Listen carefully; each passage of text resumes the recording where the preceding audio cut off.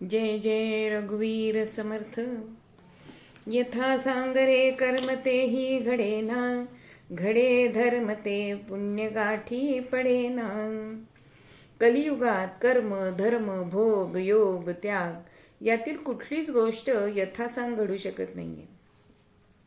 थोडेसे वर्म चुकले की केलेले सगळे कर्म हे वाया जाते.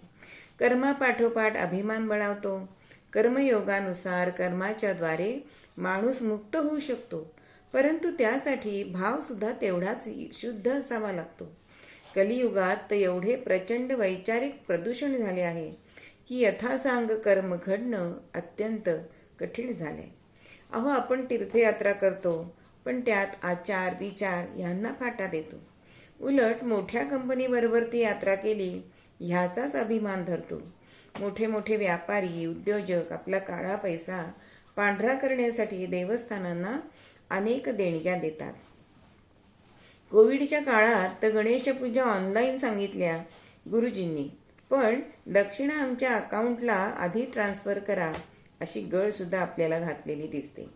मग अशी अनेक उदाहरणं आपल्याला देता येतील, पण याचा अर्थ केलेले कर्म पूर्ण वाया जाते असे मात्र नाही. पण त्याचा जेवढा लाभ व्हायला पाहिजे तेवढा होत नाही. कारण या सर्व कर्मकांडामागे भाव नसून फक्त कर्मटपणा असतो. अनेकदा आपण मॉलमध्ये खरेदी करतो, महागड्या वस्तू स्वस्त म्हणून घेतो, पण जो भाजीवाला कष्ट करून व्यवसाय करत असतो त्याच्याकडे मात्र 10 रुपयाची कोथिंबिरीची जुडीसाठी हुज्जत घालतो.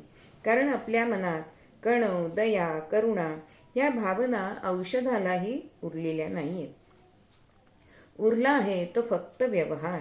अहो, देवालयाच्या बाहेर असलेले भिकारी विक्रेते जे खरंच दयेस पात्र आहेत, अशांची मने दुखवून आपण जर देवदर्शनास गेलो तर देवाचे दर्शन होईल का हा विचार मनास आपल्या स्पर्श सुद्धा करत नाही.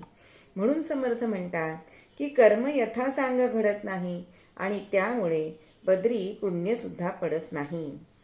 जय जय रघुवीर समर्थ.